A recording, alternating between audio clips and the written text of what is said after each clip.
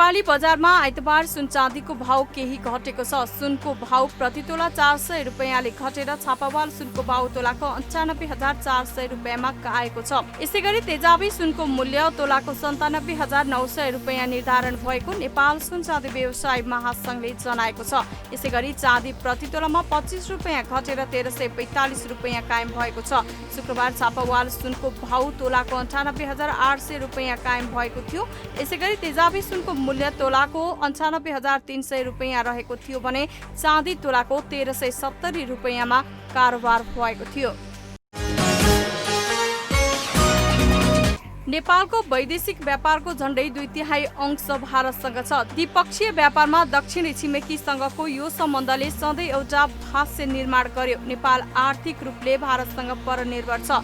खुला सीमाना भारतीय बन्दरगाह मार्फत हुने नेपालको तेस्रो मुलुकसँगको व्यापार, नेपालमा भारतीय लगानी लगायत पक्षले नेपाल लाभान्वित भएको तर्क भारतीयहरूको रहँदै आएको छ। भारतको पक्षमा ट्रेड सरप्लस भएका 10 मुलुक मध्ये नेपालको स्थान तेस्रोमा पर्छ। सन् 2019-20 मा भारतले नेपालमा 7.14 अर्ब अमेरिकी डलर बराबरको वस्तु निर्यात गर्दा नेपालबाट 71.1 करोड डलरको मात्र आयात गरेको छ।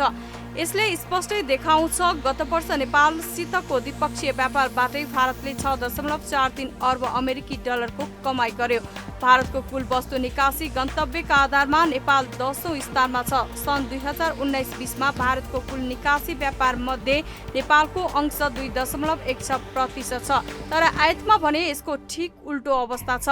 भारतको कुल आयातको 0.15% मात्र नेपालबाट हुन्छ। भारतको आयात गन्तव्यहरूमध्ये नेपाल 59औं स्थानमा पर्छ।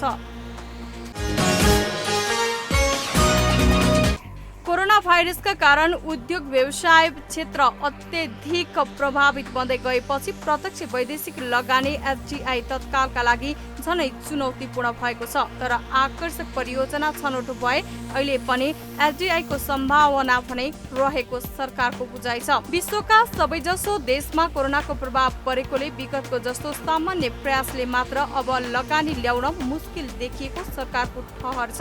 अर्थ मन्त्रालयका अन्तर्राष्ट्रिय आर्थिक सहायता समन्वय महाशाखाले नेपाल एसियामा विदेशी लगानी कम प्राप्त हुने देशमा नेपाल पर्ने गरेकाले अबका दिनमा रणनीति परिवर्तन नगरे झनै समस्या हुने बताएको छ। विदेशी लगानी आकर्षित गर्न छिमेकी तथा अन्य राष्ट्रहरूले नीतिगत परिवर्तन गरेका छन् भने परियोजनालाई आकर्षक ढंगले प्रस्तुत गर्ने गरेका छन्। कोभिडका कारण विदेशी लगानी ल्याउन अझ कठिन हुने भएकोले परियोजना छनौट, नीतिगत सुधार र आकर्षण प्याकेज दिनुपर्ने अहिलेको आवश्यकता हो। नेपाल राष्ट्र बैंकले आइतबार 1 अमेरिकी डलरको खरिदर 119 रुपैयाँ 45 पैसा र बिक्री दर 120 रुपैयाँ 5 पैसा निर्धारण गरेको छ। अन्तर्राष्ट्रिय लगानीकर्ताहरू डलर सञ्चयतर्फ आकर्षित हुँदा सतही दर उच्च बिन्दुमै रहेको छ। नेपालमा भने भारतीय रुपैयाँको स्थिर विनिमयको सिधा प्रभाव परेको छ। भारु कमजोर हुँदा नेपाली रुपैयाँ पनि स्वतः कमजोर हुने गर्छ।